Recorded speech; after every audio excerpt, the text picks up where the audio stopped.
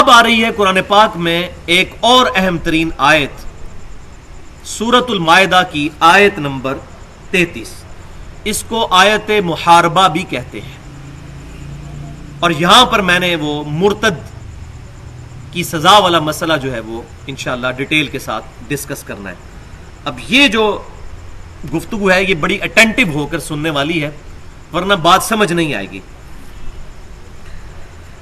پہلے اس آیت کو پڑھ لیتے ہیں، اس کے بعد انشاءاللہ تعالی اس کے کانٹیکسٹ میں جو علمی گفتگو ہے وہ کریں گے صحیح احادیث کی روشنی میں۔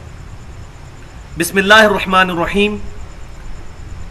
انما جزاء الذین یحاربون اللہ ورسولہ، بے شک سزا ان لوگوں کی جو لوگ جنگ کرتے ہیں اللہ اور اس کے رسول کے ساتھ صلی اللہ علیہ وسلم، وَيَسْعَوْنَ فِي الْأَرْضِ، اور زمین میں یہ کوشش کرتے ہیں فساد مچانے کی، یعنی زمین کا امن برباد کرنے کی کوشش کرتے ہیں، دہشت گردی کرتے ہیں، جس کو آپ سمجھ لیں۔ ان کی سزا اللہ تعالی کی طرف سے ہے، أَن يُقَتَّلُوا أَوْ يُصَلَّبُوا، کہ انہیں چن چن کر قتل کیا جائے، اور اس طرح قتل کیا جائے جیسا کہ قتل کرنے کا حق ہے، او یصلبوا، یا انہیں سولی پر چڑھایا جائے، او تقطع ایدیہم وارجلہم من خلاف، یا ان کے مخالف سمت کے ہاتھ اور پاؤں کاٹ دیجئے، یعنی دایاں ہاتھ کاٹا جائے تو بایاں پاؤں، اور اگر بایاں ہاتھ کاٹنا ہے تو دایاں پاؤں، او ينفوا من الارض، یا انہیں زمین سے جلا وطن کر دیا جائے، ان کو نکال دیا جائے اس جگہ سے۔ ذالک لہم خزی فی الدنیا، یہ تو ہے ان کی دنیا میں سزا، وَلَهُمْ فِي الْآخِرَةِ عَذَابٌ عَظِيمٌ، اور ان کے لیے آخرت میں بہت بڑا عذاب ہے۔ یہ تو دنیا میں سزا ہے محاربہ کرنے والوں کے لیے، جو فساد فی الارض کرتے ہیں، اللہ اور اس کے رسول کے خلاف جنگ لڑتے ہیں، اس کے دین کے خلاف چلتے ہیں، ان کے لیے۔ إِلَّا الَّذِينَ تَابُوا، ہاں مگر وہ لوگ جنہوں نے توبہ کی، من قبل ان تقدروا علیہم، اس سے پہلے کہ تم ان پر قابو پا لو، قابو پانے سے پہلے اگر انہوں نے توبہ کر لی تو تب تو ان کی توبہ قبول ہے، لیکن پکڑے گئے تو پھر جو ہے وہ شریعت کا لا جو ہے ان پر اپلیکیبل ہو جائے گا۔ آگے چور کی سزا بھی آ جائے گی، اس کانٹیکسٹ میں یہ بات بتا دوں گا کہ شریعت کی سزائیں جو ہیں ان سے معافی اسی صورت میں ہوگی جب تک کہ یہ معاملہ کورٹ تک نہ پہنچ جائے۔ ایک شخص نے چوری کی، چوری کرنے کے بعد اس کو احساس ہوا کہ میں نے زیادتی کی، جا کر وہ جس کی چوری کی اس سے معافی مانگ لے، اس کو مال واپس کر دے، اس کا گناہ معاف۔ لیکن اگر یہ بات رپورٹ ہو گئی عدالت میں اور وہ پکڑا گیا چور، اس کے بعد وہ کہہ جی مجھے معاف کر دیں اور میں مال بھی واپس کر دیتا ہوں، تو اب اس کی توبہ قبول نہیں جب تک کہ اس کے ہاتھ نہ کاٹے جائے۔ تو یہ معاملہ بالکل ڈیفرنٹ ہے۔ تو یہاں پر بھی فرمایا جا رہا ہے کہ جو مرتد ہو کر اپنا دین چھوڑ کر چلے جائیں اور فساد فی الارض کرنے والے لوگ ہیں، اگر وہ قدرت پانے سے پہلے توبہ کر لیں تو ان کی توبہ قبول ہوگی، ادروائز جب ان کو پکڑا گیا تو ظاہر ہے وہ پکڑ کے تو مجبور ہو گیا وہ توبہ کریں گے، تو زبردستی کی توبہ کوئی توبہ نہ ہوئی۔ لیکن یہ ان کے لیے جو فساد فی الارض کرنے والے جو عادی مجرم ہے، یہ بات یاد رکھیے گا، عادی مجرم، کیونکہ یہ بات عادی مجرم والی بات یاد رکھنی، کیونکہ میں آگے اس کو پھر ڈیٹیل کروں گا۔ یہ نہیں ہے کہ کوئی شخص بھی گستاخی کر دے نبی صلی اللہ علیہ وسلم کی، اس کو پکڑ کے جو ہے وہ سولی پہ چڑھا دیا جائے، ایسا نہیں ہے۔ جس طریقے سے اس گستاخ رسول والے قانون کا مذاق اڑایا جا رہا ہے ہمارے ملک کے اندر، ایسا نہیں ہے۔ فَاعْلَمُوا أَنَّ اللَّهَ غَفُورٌ رَحِيمٌ، تو یہ بات بھی جان لو کہ اللہ تعالیٰ غفور الرحیم ہے، وہ بخشنے والا ہے، مہربان ہے۔ تو زیادہ ٹینشن لینے کی تمہیں ضرورت نہیں، اللہ تعالیٰ خود معاف کرنے والا ہے، تو تمہیں تکلیف کیا ہے؟ اگر وہ توبہ کر لیتے ہیں تو ان کی توبہ قبول کر لی جائے۔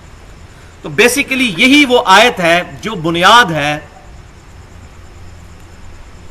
گستاخ رسول کی سزا کی، کیونکہ گستاخ رسول بھی جو ہوتا ہے وہ بھی فساد فی الارض کرنے والا ہے۔ جن لوگوں نے نبی صلی اللہ علیہ وسلم کے کارٹون بنائے، چلے پہلی دفعہ تو غلطی ہو گئی، لیکن پھر غلطی در غلطی در غلطی اور بار بار اس کو ریپیٹ کرنا اور پروفٹ کا مذاق اڑانا، دنیا میں 1.25 ارب انسانوں کا دل دکھانا، وہ شخصیت جو 1.25 ارب انسانوں کے دل کی دھڑکن ہے، جس کے لیے 1.25 ارب انسان دنیا میں 1/4 آف ہیومن پاپولیشن اپنی جان، مال، اولاد سب کچھ لٹانے کے لیے تیار ہے، اس شخصیت کی گستاخی کرنا اس سے بڑا فساد فی الارض اور کون سا ہو سکتا ہے؟ تو کہتے ہیں جی گستاخ رسول کی سزا قتل کہاں سے لے لی؟ قرآن سے لی، سورۃ المائدہ کی آیت نمبر 33۔ فساد فی الارض کرنے والے کی سزا یہ ہے کہ اس کو قتل کیا جائے، اور جیسا کہ قتل کرنے کا حق ہے اس کو سولی چڑھایا جائے، اس کے ہاتھ پاؤں کاٹے جائے۔ لیکن یہاں پر کچھ اہم پوائنٹس بھی میں ڈسکس کر لوں، اس کے بعد انشاءاللہ تعالی احادیث کی روشنی میں ایک کریٹیکل حدیث جس پہ منکرین حدیث کا بہت بڑا اعتراض ہے اس کو بھی میں انشاءاللہ ایڈریس کروں گا اسی آیت کے حوالے سے۔ تو پہلے یہ 5 پوائنٹس جو ہیں آیت محاربہ کے حوالے سے، گستاخ رسول کی جو سزا ہے اس کے حوالے سے میں ڈسکس کروں۔ تو پہلی بات بھائی یہ ہے کہ صحیح بخاری اور مسلم کی متفق علیہ حدیث ہے کہ آپ صلی اللہ علیہ وسلم نے اپنے مبارک زمانے میں کعب بن اشرف نامی ایک یہودی گستاخ رسول کو قتل کروایا تھا۔ اب قرآن پاک بند کر دیجئے، اسی پہ ہماری گفتگو انشاءاللہ کنکلوڈ ہونی ہے۔ کعب بن اشرف یہودی جو نبی صلی اللہ علیہ وسلم کو مسلسل گالیاں دیتا تھا، معاذ اللہ آپ صلی اللہ علیہ وسلم کو تکلیف پہنچاتا تھا، تو آپ صلی اللہ علیہ وسلم نے پھر فرمایا کون ہے جو کہ اللہ اور اس کے رسول کی رضا کی خاطر اس گستاخ کو قتل کرے؟ تو پھر ایک صحابی نے جو ہے وہ ذمہ داری لی اور بڑا ڈیٹیل واقعہ، الٹیمیٹلی انہوں نے اس کو قتل کر دیا۔ لیکن اسی طریقے سے صحیح بخاری اور مسلم میں اور واقعات بھی موجود ہیں کہ جنہوں نے نبی صلی اللہ علیہ وسلم کی گستاخی کی، جیسا کہ ذوالخویسرہ تمیمی نجدی جس نے کہ نبی صلی اللہ علیہ وسلم کی گستاخی کی تھی اور کہا تھا کہ اے محمد اللہ سے ڈر اور انصاف کر، معاذ اللہ۔ تو آپ صلی اللہ علیہ وسلم کو جلال آیا اور صحابہ نے اس کو قتل کرنے کی اجازت چاہی، تو آپ صلی اللہ علیہ وسلم نے فرمایا کہ اس کو چھوڑ دو، لوگ کہیں گے کہ محمد اپنے ساتھیوں کو، اصحاب کو قتل کرواتا ہے۔ تو آپ صلی اللہ علیہ وسلم اپنے گستاخ کو خود معاف کر سکتے تھے جب تک آپ صلی اللہ علیہ وسلم دنیا میں موجود تھے۔ آج گستاخ رسول کو ہم اپنی طرف سے معاف نہیں کر سکتے۔ اسی طریقے سے اس زمانے میں اگر پرٹیکولر کسی کے لیے آپ صلی اللہ علیہ وسلم نے فیصلہ فرمایا کہ گستاخ رسول ہے اس کو قتل کر دو، تو آپ کا ڈیسیژن شریعت کا ڈیسیژن اور کورٹ کا ہی ڈیسیژن تصور ہوگا۔ آج کوئی مولوی نہیں کہہ سکتا کھڑا ہو گیا جی فلاں بندے کو قتل کر دو، اس نے یہ کر دیا۔ جیسا کہ بدقسمتی کے ساتھ ہمارے ملک میں ایک بہت بڑا ریسنٹ پاسٹ میں ایک واقعہ ہوا ہے، ممتاز قادری والا، مولویوں نے اس کو ورگلایا اور پکڑ کے سلمان تاثیر کو اس نے قتل کیا۔ سلمان تاثیر گستاخ رسول ہے تو اس کو کورٹ میں ایشو لے کے جائے، اور دیکھیں کتنے بڑے بڑے علماء ہیں، اس کے اپنے پیر جو ہے الیاس قادری صاحب، ممتاز قادری کے، انہوں نے اعلان برات کر دیا کہ اس طریقے سے قانون ہاتھ میں نہیں لینا چاہیے۔ ڈاکٹر طاہر القادری صاحب نے خود اعلان برات کر دیا کہ یہ طریقہ نہیں ہے کسی گستاخ کو قتل کرنے کا، کہ قانون اپنے ہاتھ میں لے لیا جائے، ورنہ تو پاکستان جیسے ملک میں تو لوگ اپنی ذاتی دشمنیاں نبھانے کے لیے کسی بھی شخص کو کسی وقت گستاخ رسول ڈکلیئر کر کے تو اس کو مار دیں، تو اس طریقے سے ایک فتنوں کا دروازہ کھل جائے گا۔ تو یہ پہلا پوائنٹ ہے جو امپورٹنٹ میں نے ڈسکس کیا، اور اس میں یہ بات بھی یاد رکھیے، یہ بعض لوگ ایک بڑی مشہور حدیث پیش کرتے ہیں سنن نبی داؤد سے کہ ایک شخص تھا تو اس کی لونڈی نبی صلی اللہ علیہ وسلم کو گالیاں دیا کرتی، تو اس نے خود ہی اپنی لونڈی کو قتل کر دیا، اور نبی صلی اللہ علیہ وسلم کی بارگاہ میں مقدمہ پہنچا تو حضور صلی اللہ علیہ وسلم نے اس کا قتل معاف کر دیا۔ بھائیو یہ اصول محدثین پر ضعیف روایت ہے، اس کے تمام شواہد ضعیف ہیں۔ اس روایت کو پکڑ کے لوگ کہہ رہے تھے قانون اپنے ہاتھ میں لو، جس کا دل کرے گستاخ رسول کو پہلے وہ روایت تو اصول محدثین پہ صحیح ثابت ہو۔ اس روایت میں مغیرہ بن مقسم جو ہے راوی، وہ مدلس ہیں اور ان سے روایت کر رہے ہیں، اور یہ محدثین کا پیٹ رول ہے صحیح مسلم کے مقدمے میں کہ مدلس اگر ان سے روایت کرے جب تک سما کی تصریح موجود نہ ہو وہ روایت ضعیف ہو۔ یہ پکی ضعیف روایت ہے جس کی بنیاد پہ لوگ قانون اپنے ہاتھ میں لے رہے ہیں۔ لیکن ظاہر ہے کہ اب یہ سارے معاملات جو تحقیق کرے گا اس پہ کھلیں گے، جو کتاب و سنت کا علم رکھنے والا ہوگا۔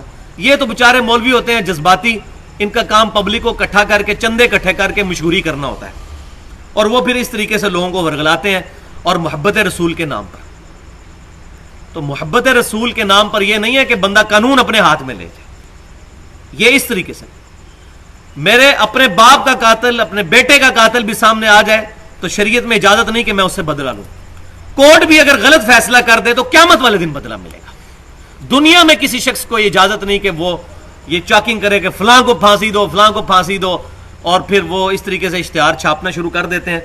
ورنہ اگر یہ راستہ کھول دیا جائے تو معاملہ جو ہے وہ خراب ہو جائے گا.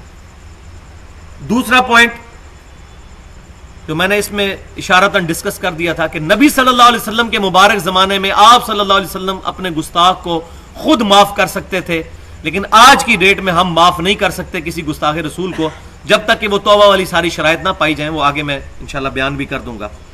آج اس پر سزا لاگو ہوگی. یہ نہیں کہا جا سکتا کہ حضور نے بھی اس کوفی نجدی کو، ذوالخویسرہ تمیمی کو معاف کر دیا تھا تو ہم بھی معاف کر دیں، ایسا نہیں ہو سکتا.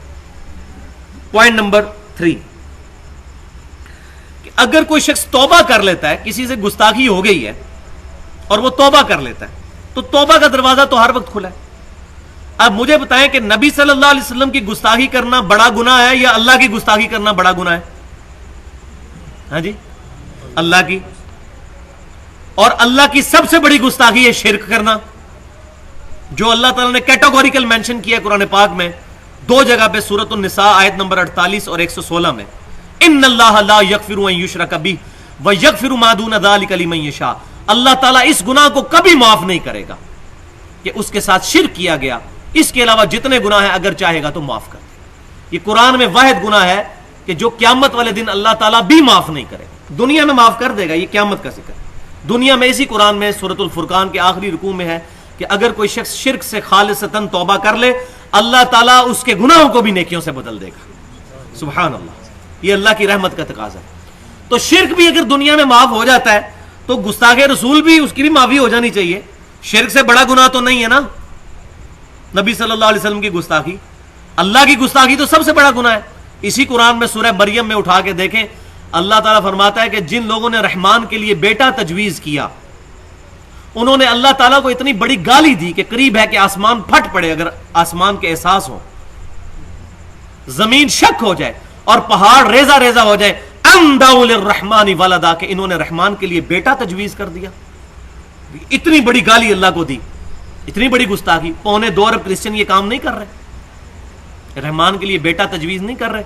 چاہے کیتھولک ہوں وہ بیٹا تجویز کرتے ہیں، پروٹیسٹنٹ کہتے ہیں کہ عیسیٰ بن مریم ہی اللہ ہے. تو قانون کو ہاتھ میں نہیں لینا.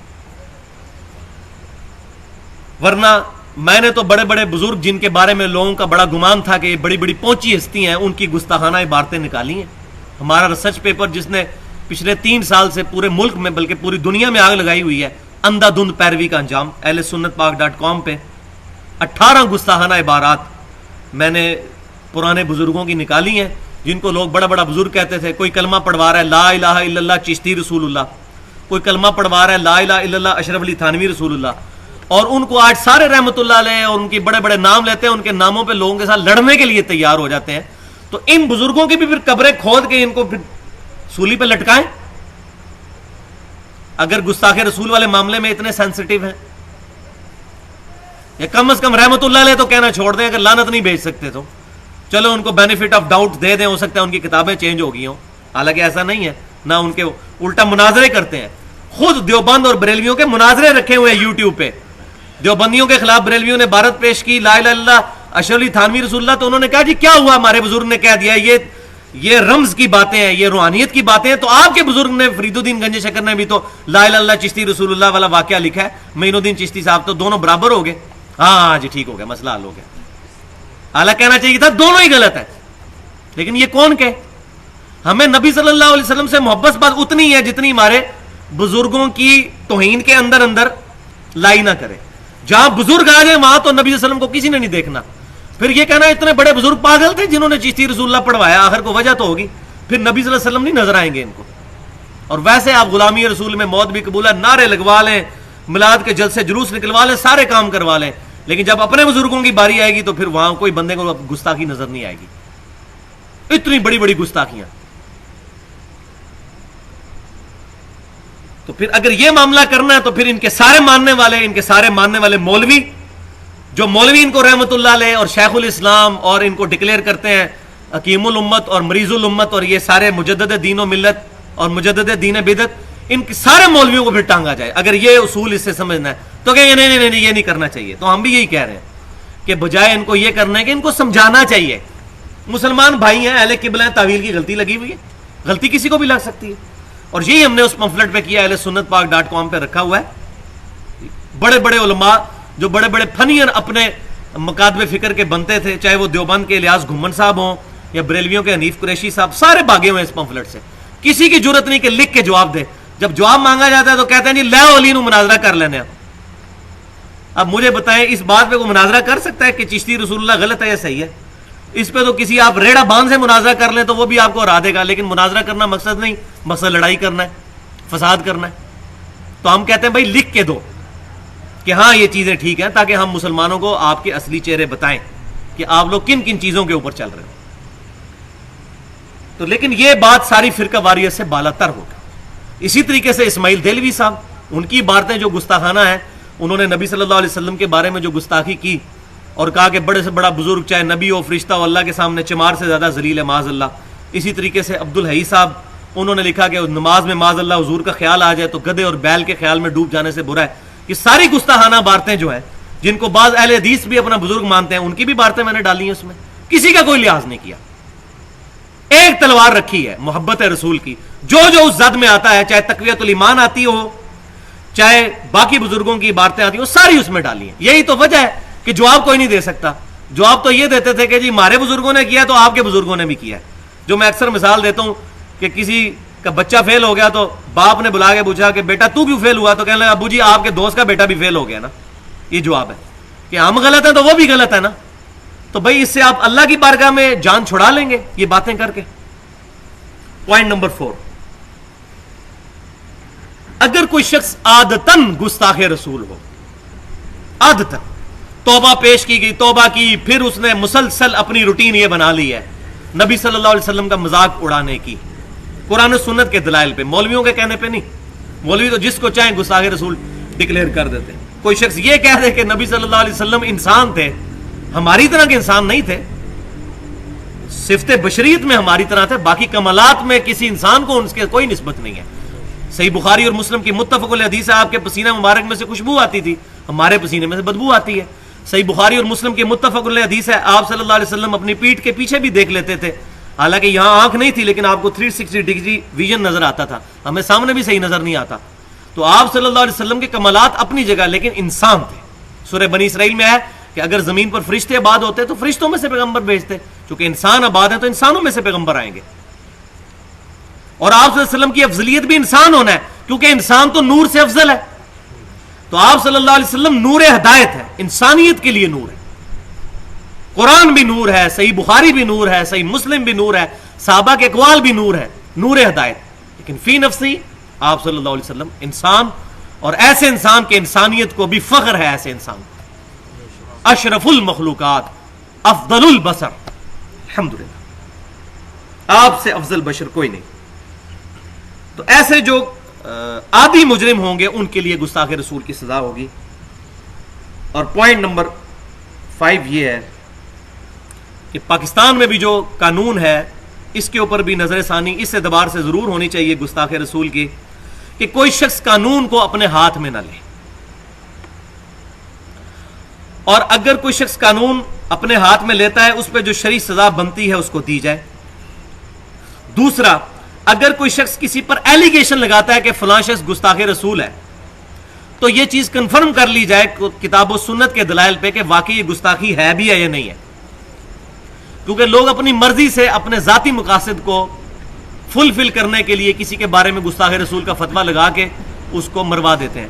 جیسا کہ آج سے میرا خیال ہے 15 سال کم از کم تو ہو چکے ہیں اس واقعے کو. ہمارے قریبی گجرانوالا شہر کے اندر ایک حافظ قرآن تھا رضوان نام کا, تو وہ بیچارہ قرآن پاک کے پرانے صفات جو ہے وہ جلا رہا تھا.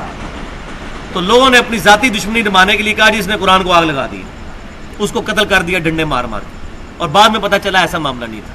یہ بھی بات یاد رکھیں کہ قرآن پاک کے پرانے صفات کو جلا سکتے ہیں, یہ کوئی گستاخی نہیں ہے. صحیح بخاری اٹھا کے دیکھیں, سیدنا عثمان غنی رضی اللہ تعالیٰ عنہ نے بھی وہ تمام نسخے جلا دیے تھے قرآن پاک کے, جن کی وجہ سے جو قرات کا اختلاف ہو رہا تھا.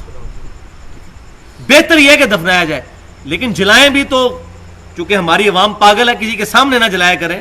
اگر جلانا ہے تو علیحدگی میں جلائے تاکہ کوئی بندہ فتوی نہ لگا دے. تو بہتر یہ ہے کہ اس کو زمین میں دفنا دیا جائے.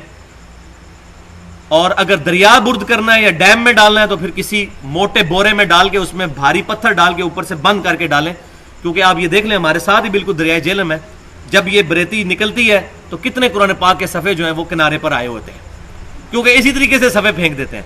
تو اگر کسی موٹے بورے میں ڈال کے اوپر سے اس کو بند کر کے بیچ میں وزنی پتھر ڈالیں گے تو وہ دریا کے یا ڈیم کے پیندے تک پہنچ جائے گا. یہ اس کو احترام کے ساتھ دفن کرنے کا طریقہ ہے. تو یہ 5 پوائنٹس تھے جو میں نے اس حوالے سے ڈسکس کیے. اب دوسری چیز اس کانٹیکسٹ میں جو ڈسکس کرنی ہے وہ ہے, اس کانٹیکسٹ میں ایک حدیث ہے, ہمارے پاس تقریباً 12 منٹ رہ گئے ہیں درس میں باقی, جو صحیح بخاری اور مسلم کی متفق علیہ حدیث ہے, جو آج کے دور میں منکرین حدیث کے لیے ایک بہت بڑا ہتھیار بنی ہوئی ہے حدیث کا انکار کرنے کا. تو منکرین حدیث کا جو فتنہ ہے وہ میں نے پہلے بھی عرض کیا کہ مسئلہ نمبر 35 کے نام سے اہل سنت پاک.com پر 1 گھنٹہ 35 منٹ کی علمی گفتگو ہے, جس نے واقعی منکرین حدیث کے جو دلائل تھے ان کا صحیح علمی رد کیا ہے اور کمر توڑی ہے ان کی الحمدللہ. تو یہ اہل سنت پاک.com پہ میری گفتگو رکھی ہوئی ہے. اور اسی کے ساتھ جو دوسری پینڈولم کی ایکسٹریم ہے, ایک تو منکرین حدیث والی ایکسٹریم, اور دوسری ایکسٹریم یہ ہے کہ آپ ہر طرح کی روایت اور قصے کہانیوں پہ بھی دین کی بنیاد رکھیں, یہ بھی فتنہ ہے.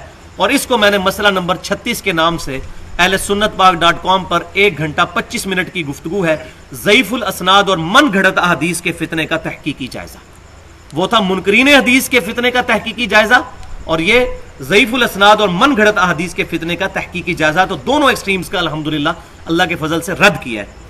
تو یہاں پر بھی یہ بخاری اور مسلم کی متفق علیہ حدیث جو اور بھی کئی کتابوں میں موجود ہے, اور کم از کم 8 صحابہ سے یہ روایت ہے کہ نبی صلی اللہ علیہ وسلم کے مبارک زمانے میں کچھ لوگ نیو مسلم بن کر آئے مدینہ شریف میں, مسلمان ہوئے, اور عرب تھے, پینڈو لوگ تھے, گاؤں کے رہنے والے. مدینہ شریف کی آب و ہوا ان کو راس نہ آئی, تو ان کو خارش کی بیماری لگ گئی. تو نبی صلی اللہ علیہ وسلم نے ان کو اوپن ایئر میں, جہاں پر صدقے کے اونٹ وغیرہ تھے مال غنیمت کے, وہاں پر ان کو بھیج دیا اور فرمایا کہ اونٹ کا دودھ اور اس کا پیشاب ملا کر اس کو پیو, تو اس کی وجہ سے تمہاری بیماری دور ہو جائے گی. تو انہوں نے اونٹ کا دودھ اور اونٹ کا پیشاب ملا کر پیا اور ان کی خارش کی بیماری جاتی رہی. اس حدیث پہ جو اعتراضات ہیں وہ بعد میں ڈسکس کروں گا, ابھی اس کو تحمل کے ساتھ سنتے جائیں. اب کیا ہوا کہ جب وہ تندرست ہوئے تو انہوں نے جو نبی صلی اللہ علیہ وسلم کی طرف سے چرواہے تھے وہاں پر, ان کو قتل کیا اور وہ اونٹ بھگا کر لے گئے. مرتد ہو گئے, اللہ اور اس کے رسول کے خلاف انہوں نے اعلان جنگ کر دیا, اسلام بھی چھوڑ دیا. تو نبی صلی اللہ علیہ وسلم نے ان کے پیچھے دوڑایا صحابہ کو, انہوں نے ان کو پکڑا, ان کو پکڑ کر قتل کیا, ان کے ہاتھ پاؤں کاٹے, ان کی آنکھوں میں بھی سلائیاں پھروائیں, اور ان کو ریگستان میں تڑپ تڑپ کر مرنے کے لیے چھوڑ دیا. یہ ہے پوری حدیث, اور یہ جو سزا دی گئی وہ اسی آیت محاربہ کے تحت, آیت نمبر 33 سورۃ المائدہ کی, کہ جو اللہ اس کے رسول کے ساتھ جنگ کرتے ہیں, جو اپنا دین چھوڑ جاتے ہیں, ان کے بارے میں یہ سزا. اچھا, اب اس کانٹیکسٹ میں پورا چیپٹر بھی موجود ہے صحیح بخاری کے اندر, کتاب الاستتابۃ المرتدین چیپٹر. صحیح بخاری اور مسلم میں درجنوں حدیثیں ہیں, اور اس میں امت میں سب سے بڑی مثال آپ صلی اللہ علیہ وسلم کے مبارک زمانے کے بعد سیدنا علی کا دور ہے, جو بخاری اور مسلم میں درجنوں حدیثیں ہیں کہ خوارج کے خلاف انہوں نے قتال کیا تھا. وہ ڈیٹیل کے ساتھ احادیث ہیں, اور حضور صلی اللہ علیہ وسلم نے پہلے ہی پیشن گوئی فرمائی تھی کہ جب میری امت میں تفریق ہوگی, صحیح مسلم میں حدیث موجود ہے, تو مسلمانوں کا کہ 2 گروہ بن جائیں گے, پھر ان دونوں میں سے ایک تیسرا گروہ نکلے گا خوارج کا, اور وہ جو مسلمانوں کے 2 گروہ بنے ہوئے ہوں گے, ان میں سے جو گروہ ان خوارج کے ساتھ قتال کرے گا وہ اس وقت حق پر ہوگا. اور بخاری اور مسلم کے الفاظ ہیں کہ ابو سعید خدری کہتے ہیں رضی اللہ تعالیٰ عنہ, میں اللہ کی قسم اٹھا کر کہتا ہوں کہ سیدنا علی نے نہروان کے مقام پر ان خوارج کو قتل کروایا تھا. تو یہ سیدنا علی کے سر پہ یہ تاج سجا کہ انہوں نے قتل خوارج کے ذریعے امت کے لیے ایک بہت بڑی مثال چھوڑی، اور پھر ان کے قیدیوں کے ساتھ کیا سلوک کرنا ہے، ان کی عورتوں کے ساتھ، یہ ڈیٹیل ایک بحث ہے، انشاءاللہ کبھی موقع ملا تو بیان کروں گا۔ لیکن فی الحال اس حدیث کے اوپر جو اعتراضات ہوتے ہیں ان میں سے پہلا اعتراض ہوتا ہے کہ نبی صلی اللہ علیہ وسلم نے پیشاب اور دودھ ملا کر پینے کا مشورہ کیوں دیا؟ تو اس کے کافی علماء نے جواب دیے ہیں، لیکن میرے نزدیک سب سے جو بہترین جواب ہے وہ یہ ہے کہ آپ صلی اللہ علیہ وسلم کو اللہ تعالیٰ نے یہ غیبی خبر دے دی تھی کہ یہ لوگ بعد میں مرتد ہو جائیں گے، انہوں نے ایمان اس طریقے سے کنوکشن والا قبول ہی نہیں کیا، ان کا ایمان ہی منافقانہ ہے، لہذا وہ چونکہ ان کا ایمان منافقانہ تھا اور فی نفسی ہی ان کے دل کے اندر پلیدی تھی، تو اس لیے اللہ تبارک و تعالیٰ نے نبی صلی اللہ علیہ وسلم کو یہ ان کے لیے علاج کا طریقہ تجویز فرمایا جا رہا ہے، آپ صلی اللہ علیہ وسلم نے اپنی طرف سے تو نہیں کیا اور بعد میں مرتد ہو بھی گئے۔ دوسرا اعتراض یہ ہوتا ہے، وہ اعتراض بعد میں ڈسکس کرتا ہوں اس حوالے سے۔ دوسری چیز یہ کہ اس حدیث کے اوپر کسی محدث نے یہ باب نہیں باندھا کہ خارش کے علاج کے لیے اونٹ کا پیشاب اور دودھ ملا کر ایز اے غذا استعمال کیا جائے، کسی محدث نے یہ فہم نہیں لیا، نہ کسی صحابی نے، نہ کسی تابعی نے، نہ کسی تبع تابعی نے، نہ طب نبوی میں کہیں یہ بات ملتی ہے کہ چونکہ حضور کا یہ بتایا ہوا فارمولہ ہے تو اس کو استعمال کیا جائے۔ اس سے بھی یہ بات پتہ چلتی کہ صحابہ تابعین تبع تابعین کو یہ فہم کلیئر تھا کہ آپ صلی اللہ علیہ وسلم نے یہ علاج پرٹیکولر ان کے لیے ہی تجویز فرمایا جنہوں نے بعد میں مرتد ہو جانا تھا۔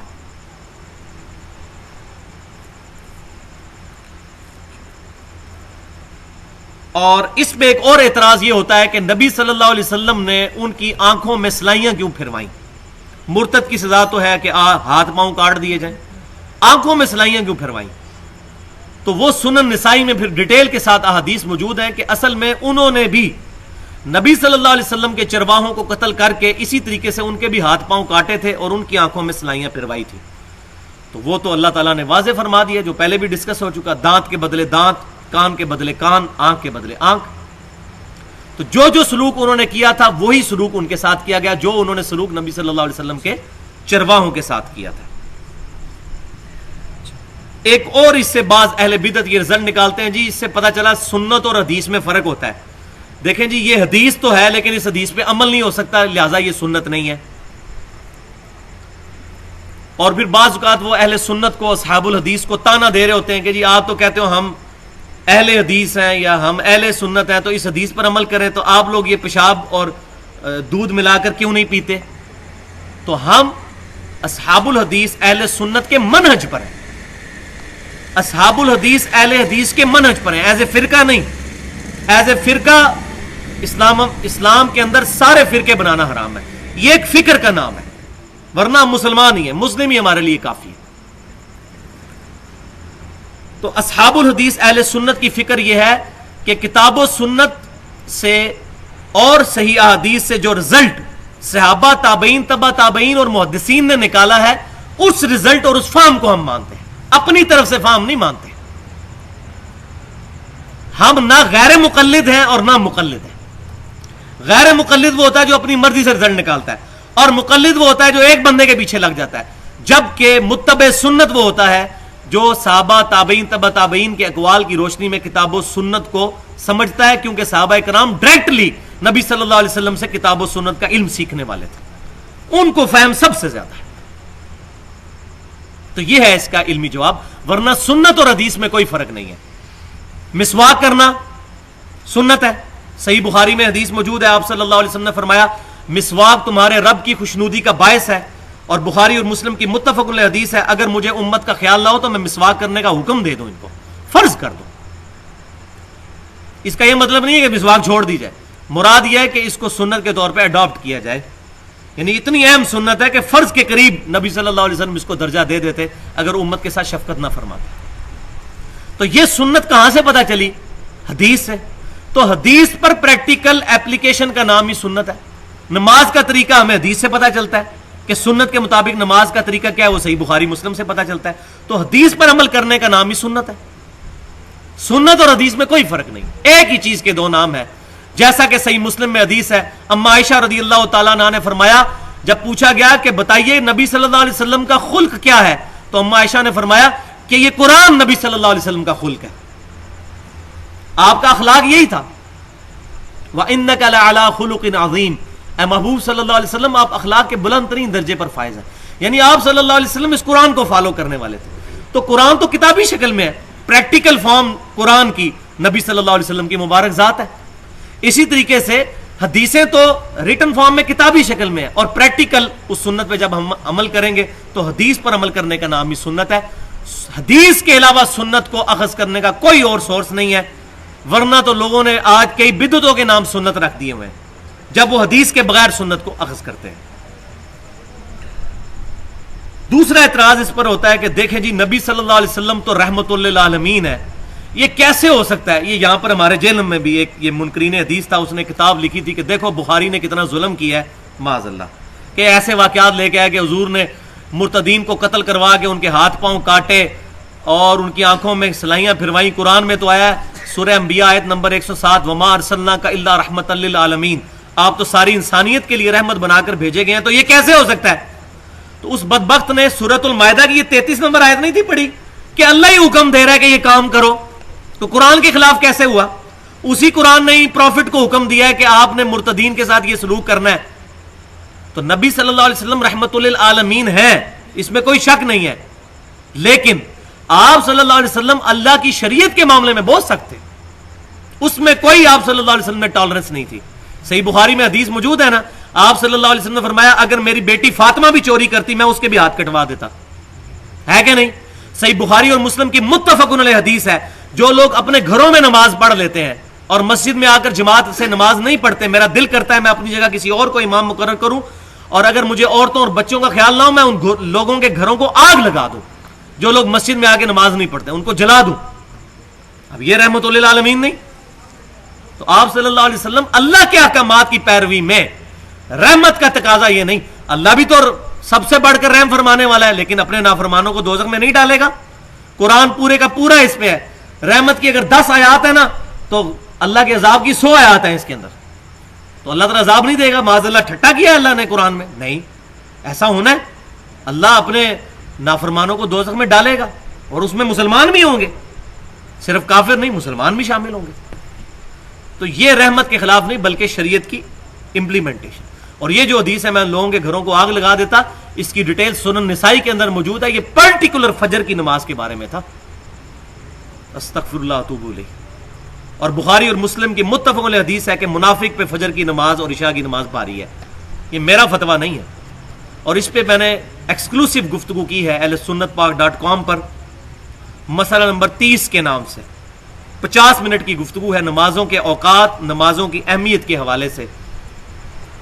اور اس میں نے ایک غیر مسلم جو مسلمان ہوا تھا امریکن, اس کا واقعہ بڑا ڈیٹیل کے ساتھ سنایا تھا کہ اس کو فجر کی نماز پڑھنے کے لیے کیا کچھ کرنا پڑتا تھا. بڑا انٹرسٹنگ واقعہ ہے, لیکن اب ٹائم نہیں ہے, ورنہ میں وہ ڈیٹیل کے ساتھ وہاں سے آپ اہل سنت پاک.com پر مسئلہ نمبر 30 کے اندر میں نے ڈیٹیل کے ساتھ وہ واقعہ بیان کر دیا ہے الحمدللہ. تو اس حوالے سے ہماری یہ گفتگو الحمدللہ کنکلوڈ ہوئی.